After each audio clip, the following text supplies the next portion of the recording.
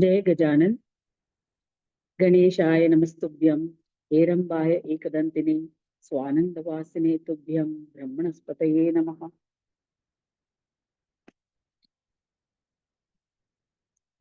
So we come to sage Angiras ashram, where Mudgalacharya has come to learn about how to attain Brahmanaspati Ganesha. He has done a lot of penance. He has been tested.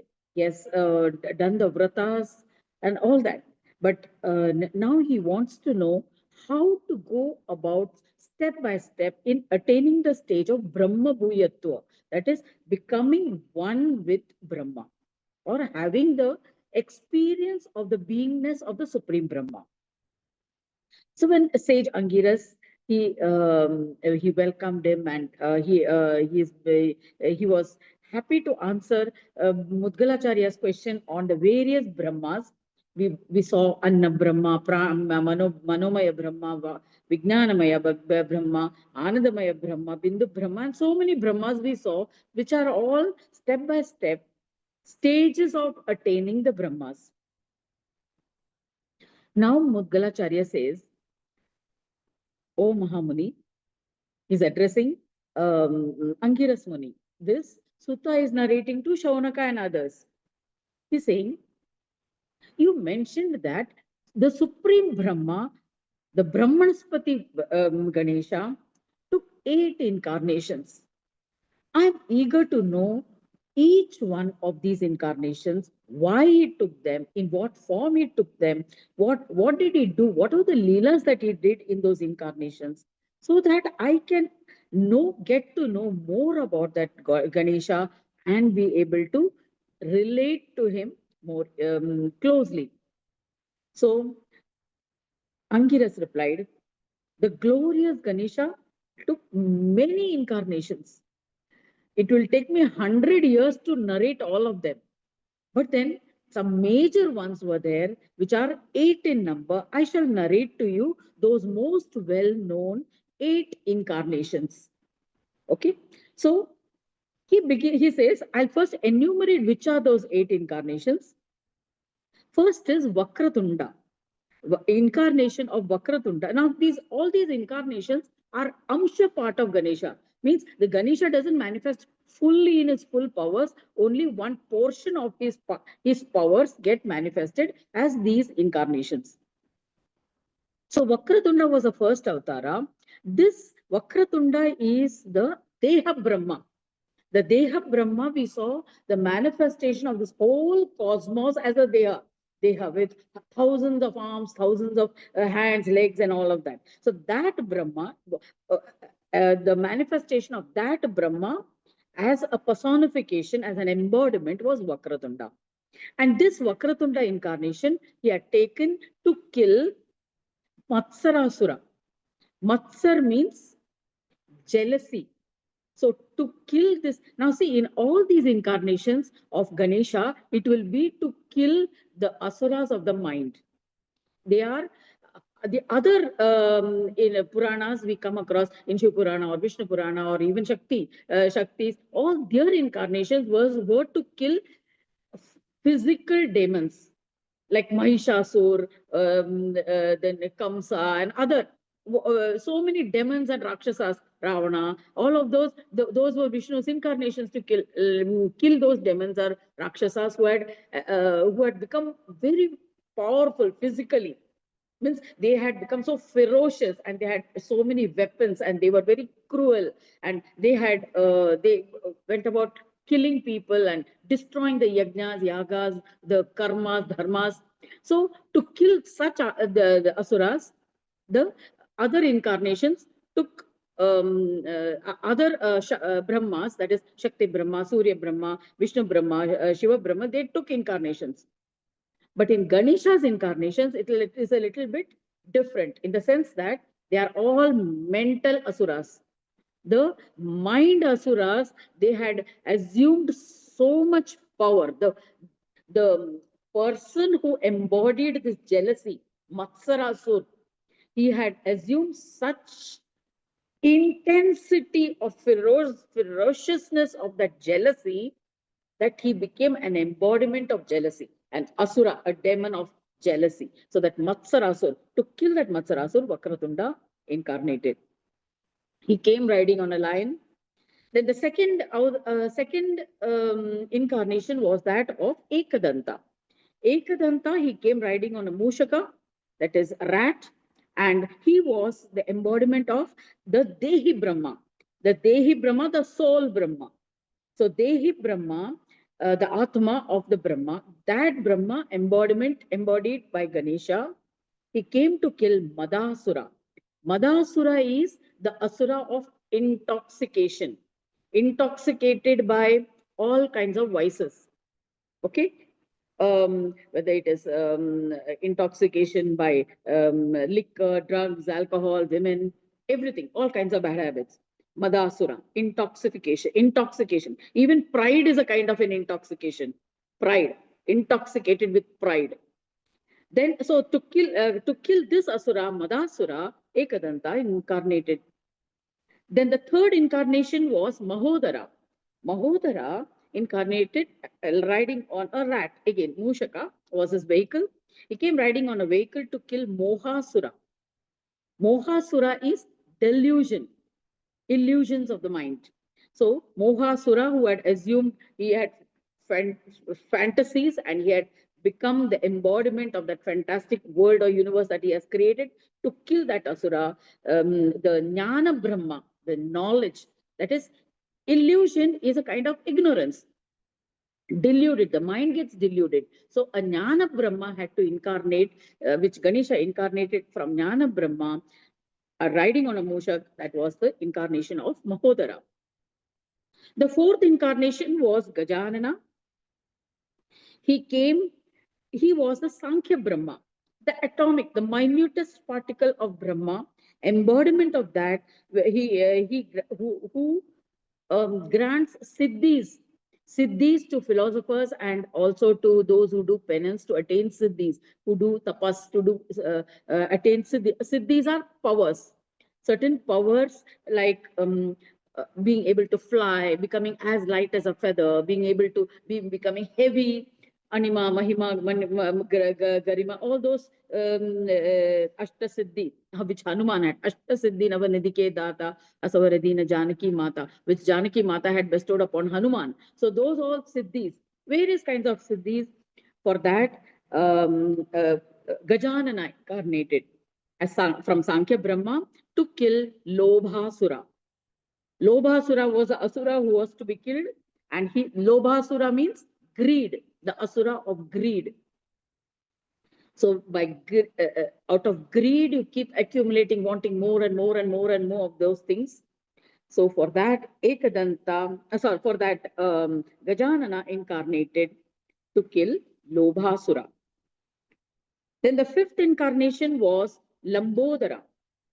Lambodara manifested out of Shakti Brahma. Shakti Brahma is Shakti, Adi Shaktis, where she has the Ichha Shakti, Kriya Shakti, and Jnana Shakti. Ichha Shakti, Kriya Shakti, and Jnana Shakti. All this together manifested in the form of Lambodara to kill Krodhasura. Krodhasura is the asura of anger, embodiment of anger. Imagine anger assuming such extreme proportions of an embodiment. That was Krodhasura. So to kill him, Ganesha took the incarnation of Lambodara. He also came on riding on a Mushak, that is rat. Then the sixth incarnation was that of Vikata. Vikata incarnated from Saura Brahma. Saura Brahma, Surya Brahma. So from Surya Brahma, Vikata incarnated to kill Kamasura. Kamasura is lust. Lust for sex, for promise, for all kinds of desires, excessive desires. So this to kill this Kamasura, he came riding on a peacock. Saura Brahma, Surya Brahma came incarnated as Vikata to kill Kamasura. Then the seventh incarnation was that of Vigna Raja. Vigna Raja was the embodiment of the combined embodiment of Brahma and Vishnu. Brahma and Vishnu are, Brahma is a creator, Vishnu is a sustainer. So both of them together are required for this existence of this world, for continuity of this world. So that the power together of Brahma and Vishnu incarnated as Vigna Raja, Ganesha incarnated as Vigna Raja to kill Mamasura. Mamasura is the asura where I, me, mine, everything is mine. That is, I becomes very strong, dominant, and it creates havoc in the world. So to kill that Mamasura, it had he had assumed judgment. And imagine all these asuras are not just one individual. They had become so powerful. They had conquered the earth, the Swargaloka, and the Pataloka. Everything they had conquered. Means that much powerful they had become. So that is why the Supreme Being himself had to incarnate as these incarnations. Then the last Asura, that is the eighth incarnation. It's not the last, there were several incarnations, but these are the major ones. The eighth incarnation was that of Dhumravarna. Dhumravarna, smoke colored, and naturally, so he was a personification of Shiva Brahma. Shiva Brahma incarnated, again he came on a Mushak and killed the Ahamasura. Ahamasura or Ahankarasura, or he's also called Abhimanasura, that is arrogance. The ego becomes so strong and it reaches the proportion of arrogance. The person becomes arrogant. So that asura, to kill that asura, Dhumravarna incarnated. So these were the 8 major incarnations of Ganesha, the supreme Ganesha, Brahmanaspati Ganesha. And these when they incarnated for these asuras, naturally, these big asuras had a number of others asuras also under them, part of their army, part of their friends. So those were also killed in these incarnations. So Matsarasura, it breeds jealousy. Then Mohasura, infatuation, or it assumes a demonic quality of delusion, creating a parallel universe. Lobhasura, greed. Krodhasura, anger. Kamasura, demonic quality of lust, which creates havoc in a person's life. Mamasura is that of the I, me, mine, or possessiveness, excessive possessiveness. Abhimanasura or Ahankarasura, Ahamasura, this is the demonic quality of excess pride. Pride or arrogance or self-conceit. So the Swanandavasi Ganesha, the Lord who resides in Swananda, assumed these forms and he came riding on various vahanas. Now the vahanas are also very much suited according to the nature of the asura. So he came on a peacock, on a lion, on Mushaka. Most of it is on Mushaka. Why Mushaka? Mushaka is a rat, right? What is the function of a rat? How does a rat function? It is very quiet. It's very stealthily. It comes and steals everything and goes away. Just like the Trojan horse, it comes and gnaws at the thing. It can even keep on eroding your. It comes. It's underground. It could be into the house. It will gnaw away at a thing. Wood. It could be even metal. Through its nails and through its teeth, it can gnaw slowly, it will erode it completely. That thing will vanish. Means it is a stealthy kind of a creature. It comes and steals your things away. So that is a Vahana. Ganesha rides on that Vahana, means he has control over that vehicle also. He has control over that vehicle, and riding on that vehicle, he will come and he comes and kills these asuras. And most of these asuras these characters are all very stealthy kind of a character. You know, it's greed, jealousy, all these things. Lobhasura, for Lobhasura, sorry, for the Krodhasura, he comes on a peacock. Whereas the others, it is all Mushaka. So very stealthily, these qualities, these mental defect, mental problems, or mental asuras, demons of the mind, they steal away your peace. They totally erode and take away your peace, joys, wealth, happiness.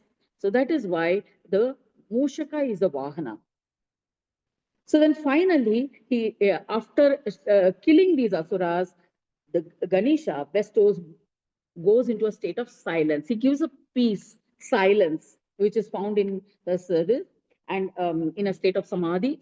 Yogis try to attain this state of peace in samadhi. Samadhi is it's a state of consciousness where you have no connections to any material things. But we may take the use of material objects as tools to get to that level, but it is used as a tool to uplift us, uplift. That is Swata Uttana, and Parata Uttana also. So this is how the various incarnations of Ganesha take place. And then Angiras Muni is telling, I will tell you each one of these incarnations in detail. And I feel blessed that I have got a student like you, because when Ganesha blessed me with the boon that he will incarnate in my house in response to our penance of thousands of years, he had said that I will incarnate, I will send as an ansh incarnation, a part incarnation. I will see that in your lineage, there are several Ganapatyas. Ganapatyas are devotees of Ganesha, means intense devotees, very devoted only to Ganesha.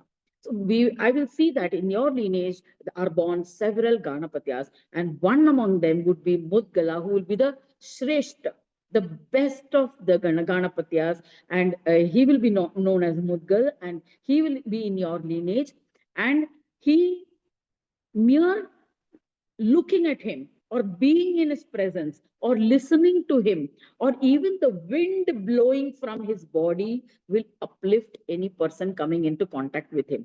That is the kind of blessing Mudgalacharya had received from Ganesha himself. So Ganesha had given the boon to Angiras Muni that this Mudgala will incarnate in your lineage. So Angiras is telling Mudgalacharya these things. See, I'm blessed to have you in my lineage. And I'm so blessed that you will be carrying the Ganapatya tradition forward.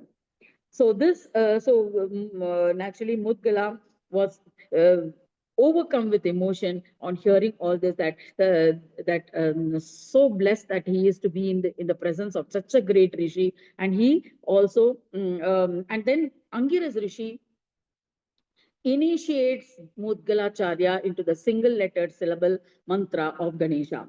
Om Gang Ganapate Namaha. Gang. Gang. Gang, you must pronounce with a gang at the roof of your palate. So Gang Ganapate Namaha, that was the Ekakshara mantra given by Gang. Gang is a single lettered syllable mantra. So that mantra was Mudgalacharya was initiated by Angiras Muni, and then after taking that mantra diksha, he went to the forest and began meditating, observing severe austerities on Ganesha. So after bowing down humbly to Angiras Muni, Mudgala goes to the forest. He goes to a place, the place where, in the forest where he meditated, it was called Adokshetra, Adosha Kshetra. Adosha Kshetra means that Kshetra or that pilgrimage center which is without any dosha, that is without any blemish. There is no blemish. It is absolutely pure. So he goes, and for 1,000 divine years, he prayed there. He chanted that mantra, Maha Mantra, Ekakshara mantra. And then Ganesha manifests before him, and he comes riding on a he comes riding on his favorite vehicle of Mushaka, accompanied by Siddhi and Buddhi, Chatur Bhuja, with a trunk with all kinds of adornments.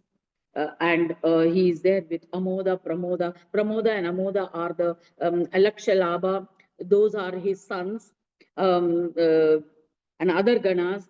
Such a Gajavadana Mahodara, he manifested with a single tusk. He manifests before with a Chintamani jewel in his heart, manifests before Mudgalacharya. Mudgalacharya is overwhelmed with this sight of Ganesha in his full glory, with his full entourage, you can say, with his full family, with his full glory, Siddhi, Buddhi. And he says, "Oh, fortunate Mudgala, I'm pleased with the japa which you have received from Angiras Muni. And I ask for anything that you want, I'll grant you a boon." So Sutta is narrating all this to Shaunaka and other munis who are sitting in front of him, of how Mudgala was narrating his own story to Daksha Prajapati, and how he had received in a single letter syllable mantra from his guru Angiras Muni, who was his own father. And then Sutta says, telling Mudgala was overjoyed. He was dancing in joy. Tears flowed from his eyes, and he says to Ganesha, "My parents, my lineage, my birth, my knowledge, my penance, my tapas, all have become blessed by your mere darshan. In fact, this whole ashram of birds, animals, rivers, trees, fruits, flowers, all have become blessed by your presence, by your arrival in this place." So, with these words of joy, he then goes on to extol Ganesha.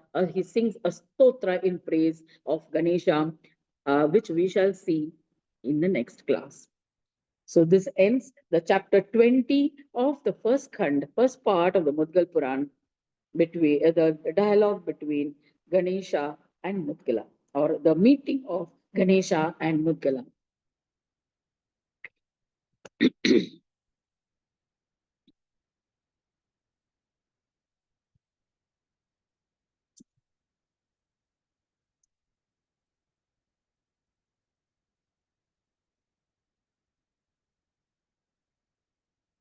Let us meditate.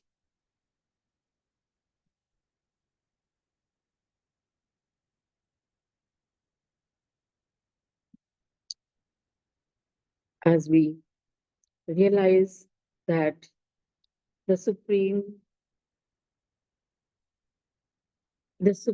divine being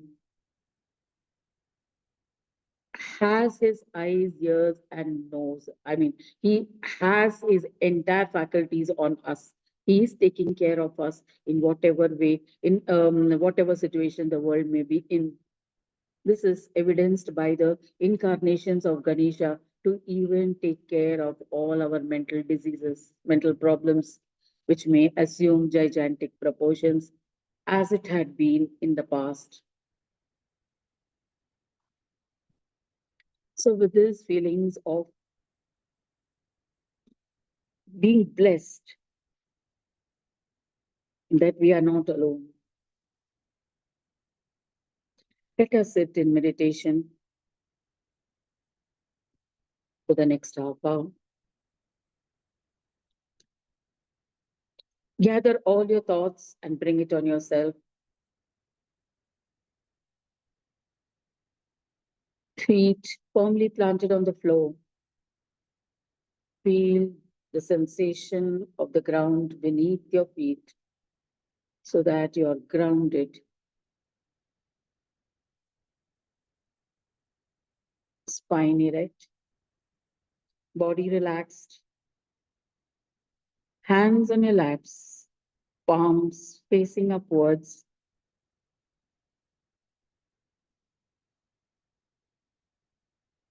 eyes gently closed.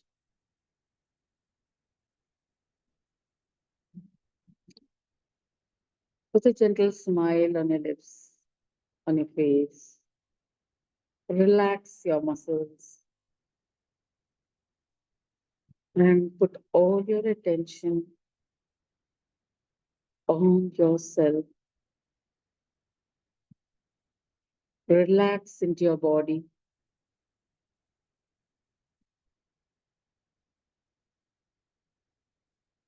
Scan your body to see if there's any tension somewhere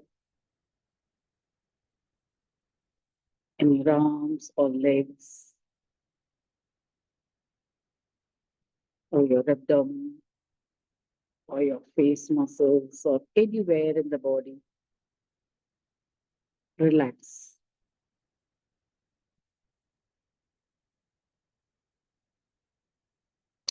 Relax all the tension from your body. Breathe in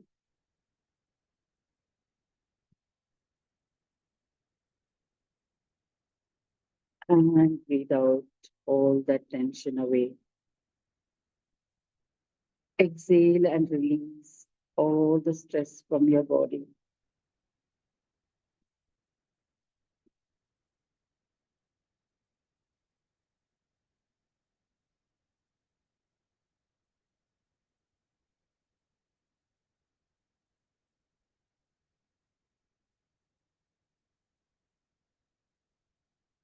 Bring your full attention to the breath as you inhale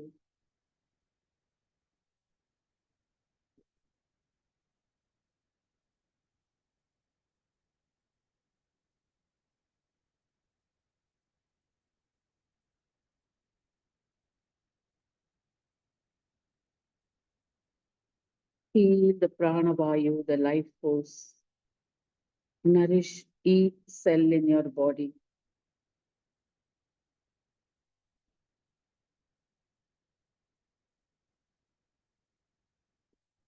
As you relax and be fully present in your body.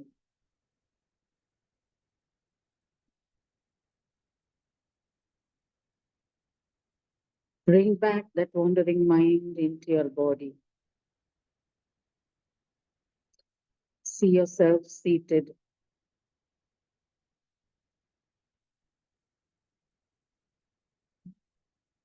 And your attention within.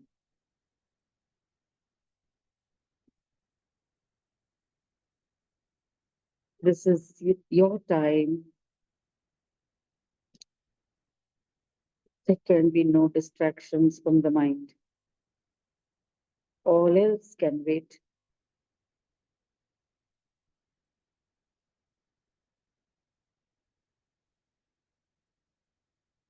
This is the time you have decided to be with yourself. Be in touch with your inner core.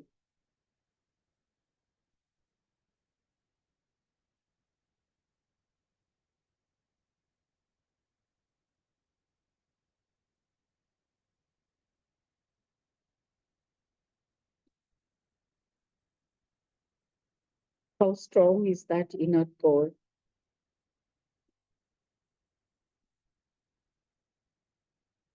Is it, are you convinced of the strength within, or do you want to appear saintly, superior, to gain the approval and acceptance of the world around you, of the people, of the society around you, of the community where you belong?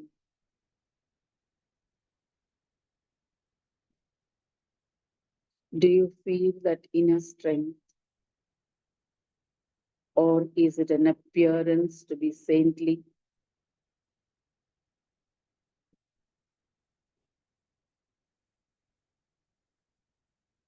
Or appearance of strength to feel good before others?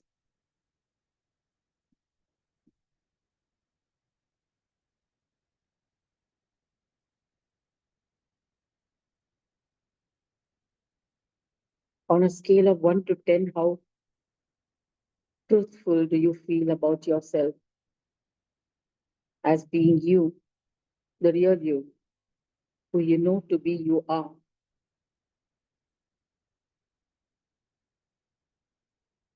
Are you in touch or familiar with what you really are?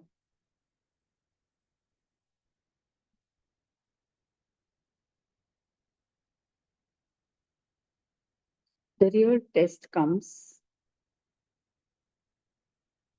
when you're faced in situations that requires you to exhibit that strength.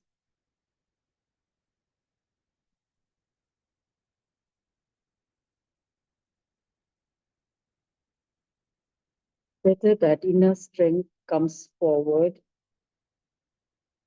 to help you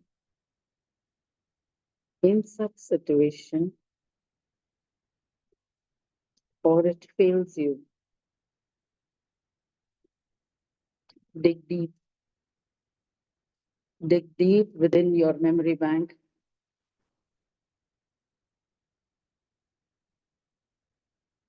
Fish out for those instances when you failed yourself.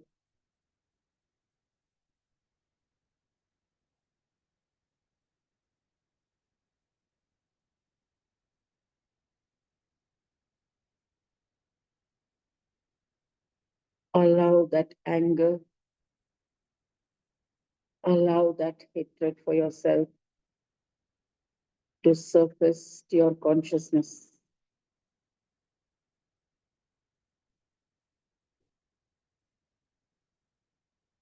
Allow the bitterness of that moment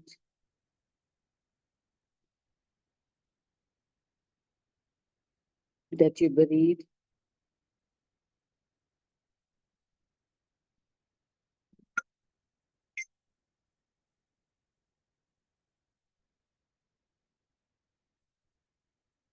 Allow it to surface.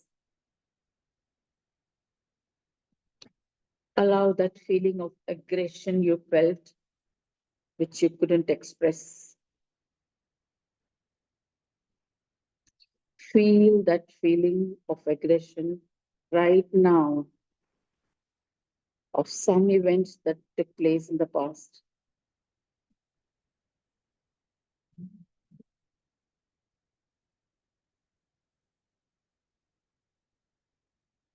Exhale the energy of that pent up emotion and release it into the ether.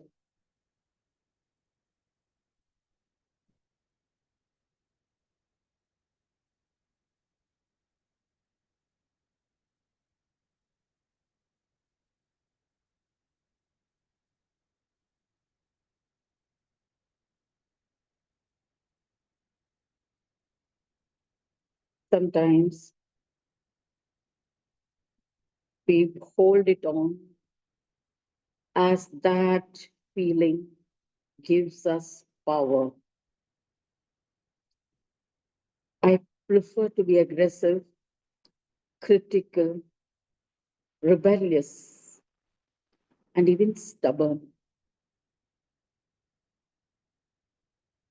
We want to hold on to these emotions in those events as it gives us a sense of power, as if we would give way to it, we would look vulnerable,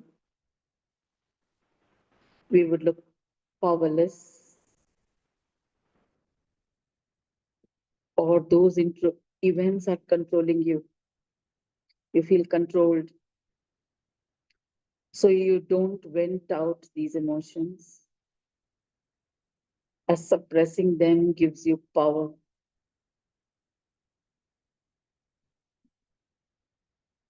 Do you feel that?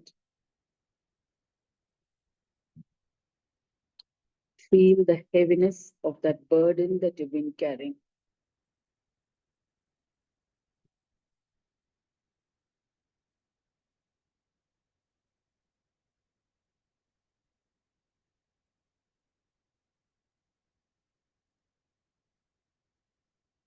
Recollect an event a situation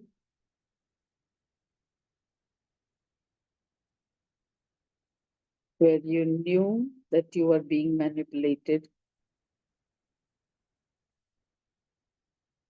where you knew that you were being tricked, being sabotaged,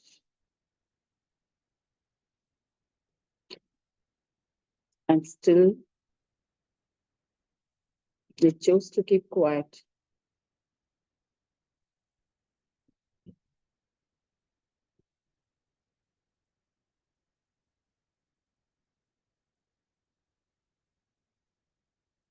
Was it pride? Was it a fear of being vulnerable?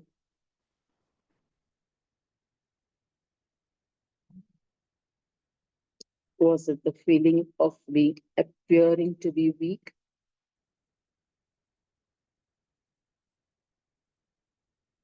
Where was that inner core strength that you had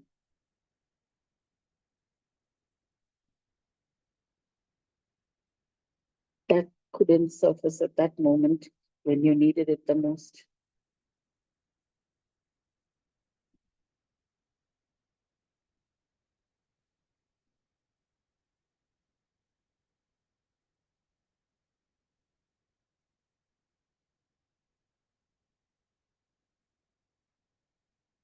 Look deep within yourself, in all those nooks and corners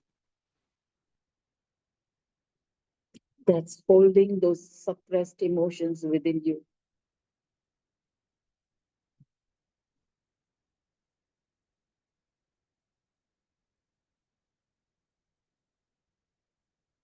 You are embodying those emotions, that suppressed anger, that suppressed jealousy,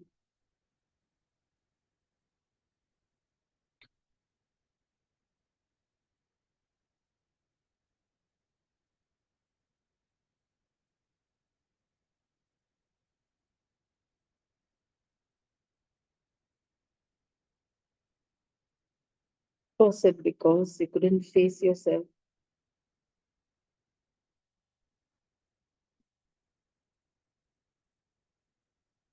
Was the embarrassment too strong to face at that moment? If only, if only you had taken a step back and looked at it as if from a third person, distanced yourself from that emotion, it would have been easier to handle.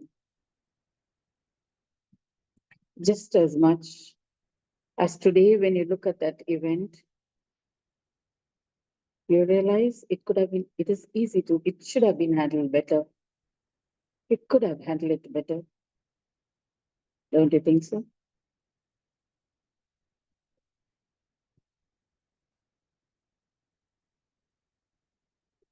Time and distance heals,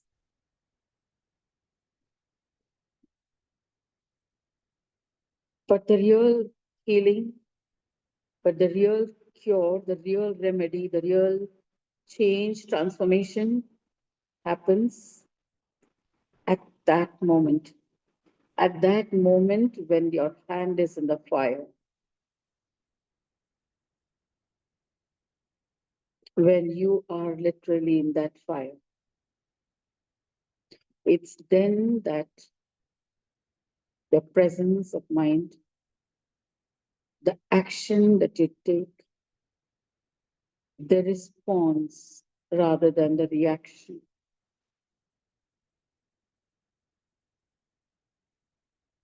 that makes all the difference.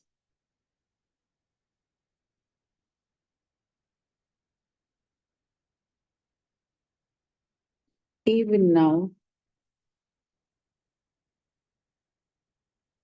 that transformation,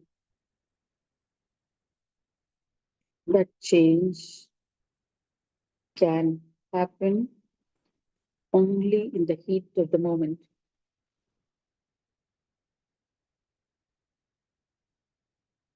Gold from the iron from that ore can be extracted only when it's hot.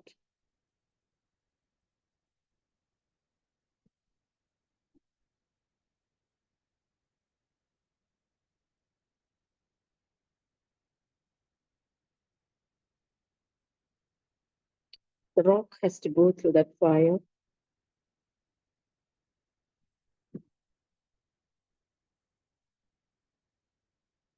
to extract pure gold.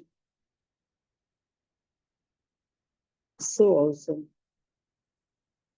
if your inner essence, your inner values that you hold on,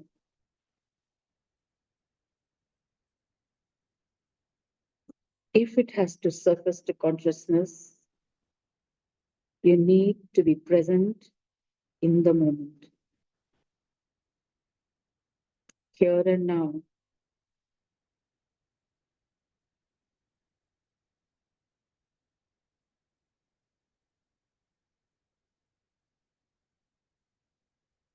So now, if that value has to surface over and above all those negative reactions, all the other reactions which expressed or suppressed,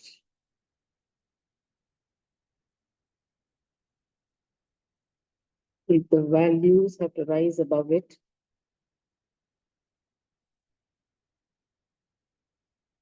you need to detach from the energy of those responses or reactions or those emotions.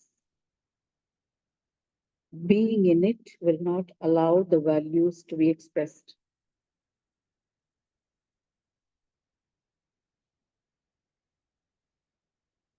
Watching it as an observer, as a witness,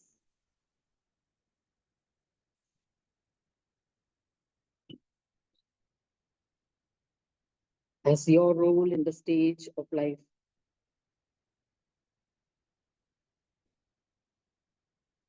As Shakespeare said, this whole world is a stage, and each one are actors.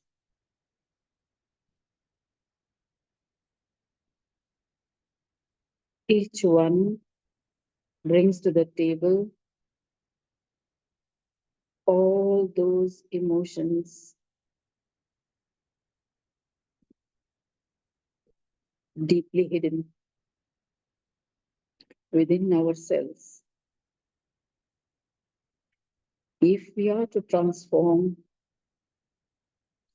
if we are to change that generational habits, that generational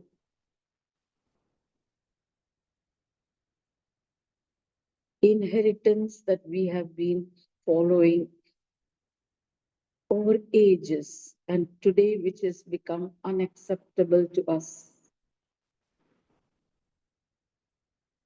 But we are helplessly following them. We need to awake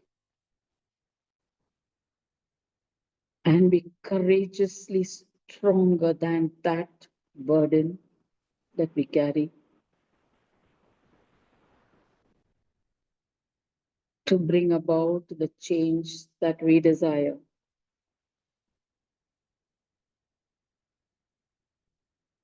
We have to be the change to bring that change.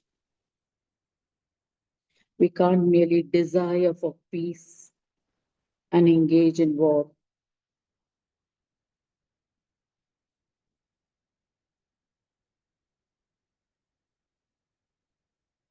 That battle is within you, within each one of us. Each one's battle is different.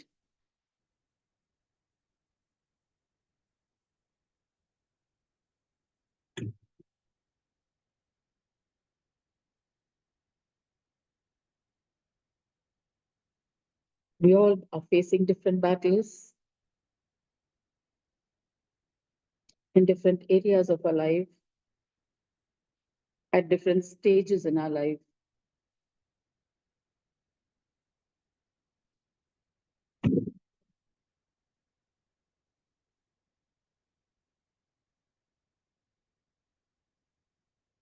Let us allow the peace within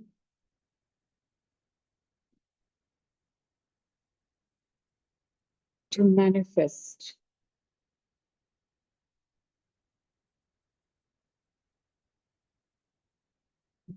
Let us be firm and strong in our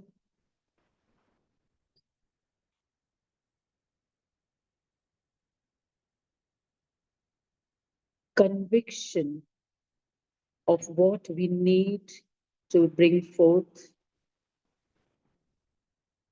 in these trying circumstances.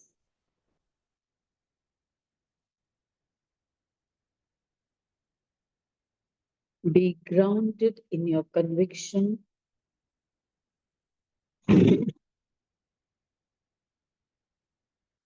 and take necessary action.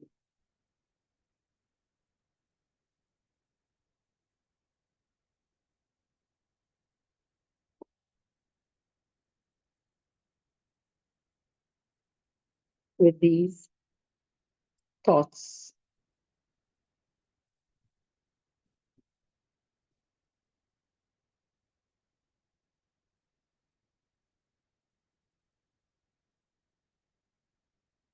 bring your full attention on yourself. Forgive yourself for not being able to be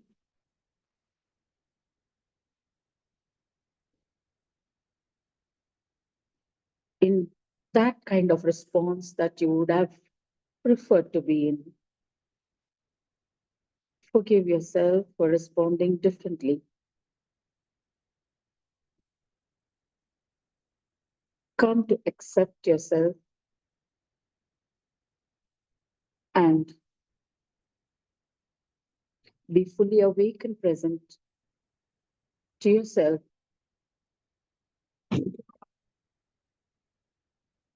And may you be able to get the courage and conviction to deal things differently the next time. Practice this breathing, this meditation, being fully present with yourself every day, even for a few minutes. It will take you a long way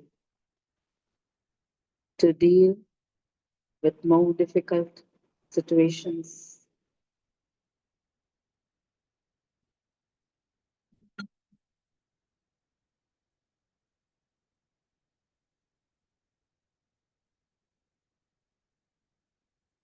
Let us thank the Lord, the Supreme Being, whoever is your favorite deity, to have given the strength to look within us, to confront our own selves, to confront our own deepest weaknesses and the inherent strength inbuilt within us that needs opportunities to surface,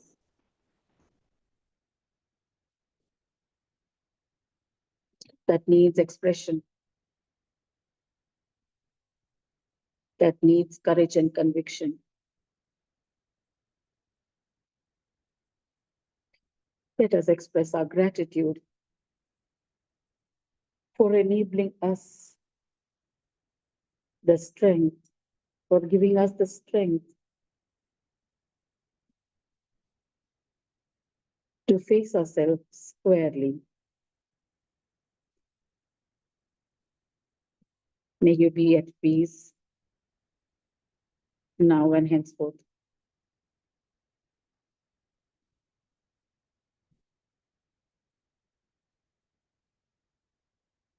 Remain in silence for a few minutes.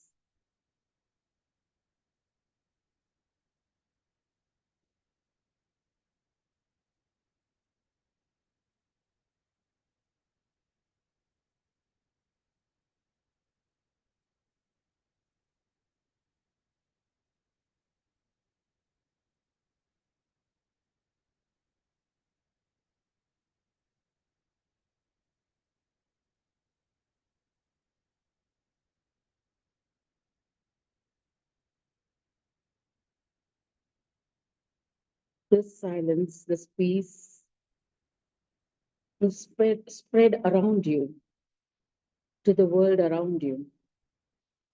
Let it be so infectious that it spreads far and wide.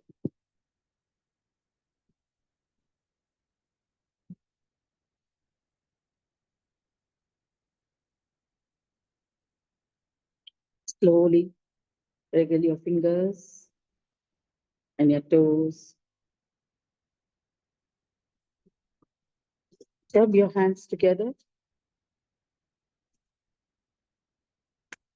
Cup your palms and place it over your eyes.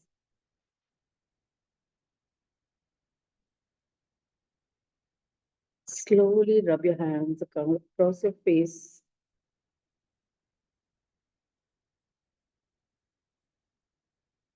And when you're ready,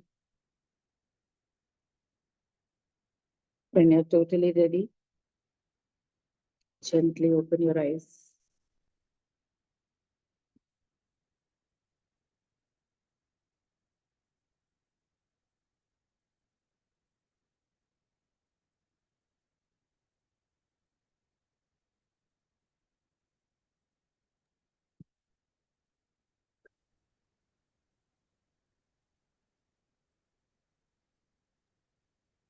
We have 8 minutes. Yes.